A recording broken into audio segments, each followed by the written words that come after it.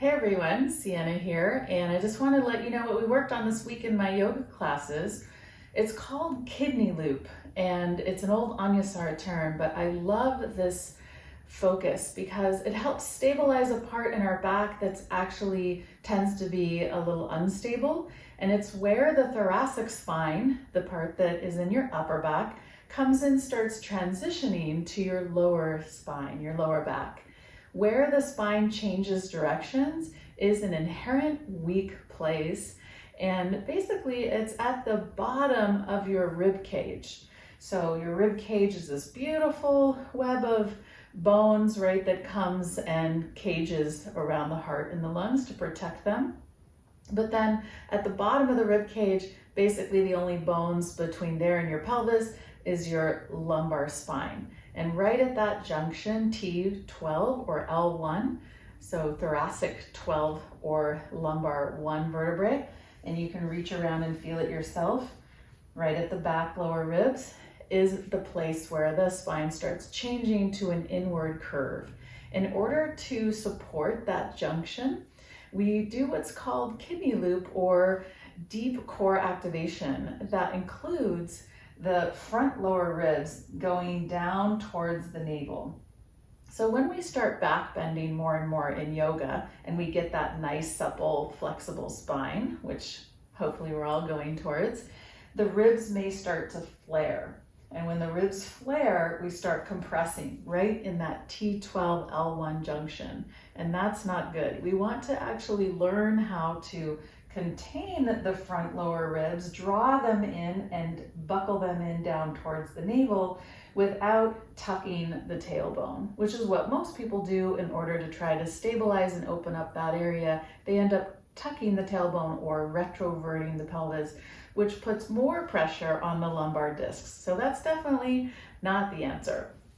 The answer is kidney loop, and it's more nuanced than I can explain fully here in this short video, but I want to give you a few tips to activate it and also some things to know to watch out for. Number one is watch out for when you engage the core and you pull the front lower ribs in towards the navel, that you don't create a tucking action. The tucking action is not only going to pressurize the lumbar disc, but it's going to pressurize your pelvic floor and all the contents, all the organs in your abdomen. It's going to push them down, which is not going to be very good for pelvic floor health or for your organs. So this is how we get around that in dealing with upper core activation. I'll show you while I'm kneeling. You want to counter the kidney loop with moving the thighs back. As you see, as you move the top of the thighs back, you create a little bit of this curve, and that's what you want. You want to encourage the lumbar spine to curve. Whereas if you were to just tuck, it would look like this, and that is disturbing the curve in the low back. So the first step is really to move the thighs back, create this beautiful curve here, and then use your pelvic loop or your engagement in your abdomen to draw in towards the navel, and then you take your front lower ribs and knit them down without tucking. So that's a full tuck. So thighs back, belly in, ribs down, and back. And you feel the back ribs lift. That's how you know you're doing kidney loop. Back ribs start to lift. One way to get that is to do this. Interlace your fingers, press your palms forward, and instead of tucking, keep the thighs back, push the arms forward, and pull the front lower ribs into the body without thrusting the pelvis forward. Okay, so that's starting to separate those actions. So I'm keeping the thighs moving back. At the same time, I'm trying to accentuate or enhance this engagement, and that's a core engagement.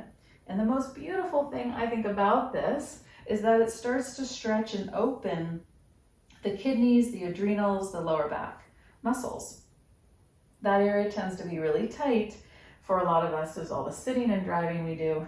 So kidney loop opens it up. Now you can challenge that further by bringing the arms overhead. So we're going to move the thighs back. We're going to tuck the belly in a little. Then we're going to move the front lower ribs down and push through the hands again. Once you have that, Start lifting from the back, lower waist. As you raise the arms up overhead, then take the top chest and start raising it up away from the pelvis. And then you create more of this elongation. You take the front body, you move it into the back body spreads, and at the same time, you start lifting and opening the chest into your back bend with the front ribs contained.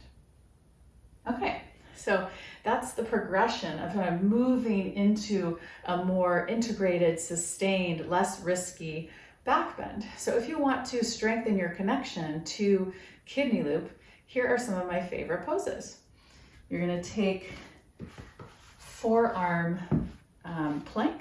So you come down onto your elbows, clasp your hands or do prayer hands, walk your knees back, tuck your toes, and then lift up. So if I wasn't doing kidney loop, it might look a little bit more like this. You feel the ribs are flaring forward, my thighs are heavy, and this is a really difficult position to hold, and it's a little more risky to the low back. So I'm gonna pull and knit the ribs in. Looking down helps. You can get almost immediate access to kidney loop by looking down, either between your elbows or looking back at your toes. And that's because the transverse abdominis responds to looking down. It helps engage that muscle. Hold 5, 4, 3, 2, 1. Now I'm shaking because I just led 2 classes this morning, 2 1-hour classes on this theme, and my body is feeling it. But I have to tell you, it feels so good. Now I'm going to show you my second most favorite pose to activate kidney loop. So go into what I call quarter boat. So hold under your thighs and then start to lean back. And you do want your shoulders back, but you don't want the ribs flaring. So you're going to pull the ribs into the body. And this next one is going to help. So lift your feet up. And now as you come into low boat, you're going to keep the front lower ribs pulling into the body. You can even place your hands there. And you turn it more into a canoe. So canoe boat. And then you pull it back in. You could try that again. Scoop out the front body. It takes a lot of muscular control, a lot of brain connection to these muscles. So we're going to do it again. Scoop, hold it, pull it back in.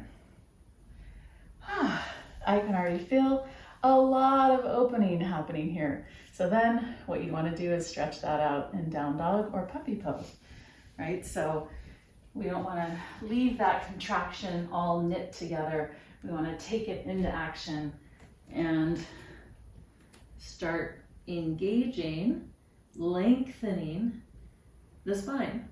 Now the spine is going to benefit so much. Take a couple deep breaths here, and then I'll show you a little bit more about downward dog. When people's hamstrings are tight, I often weave hamstring opening into kidney loop classes. When the hamstrings are tight, the spine rounds and you do a natural kidney loop, right? Like a cat pose. So in order to balance out the spinal extension, you're going to want to bend the knees, lift the sitting bones, and go into a little bit more of a cow tilt. But then, front ribs are flaring a lot. I'm very good at that. So I'm going to take the front lower ribs and I'm going to knit them in and together, and you can see how the spine changes. You feel the kidney area start to lift, back waist ribs start to lift, and you start extending through the spine even more by pushing through the arms. So that's the idea of integrating kidney loop into your practice for a strong core and a healthy spine, especially at that T12L1 junction. All right, I'll see you in the next video. Give it a like or subscribe, and have an awesome practice.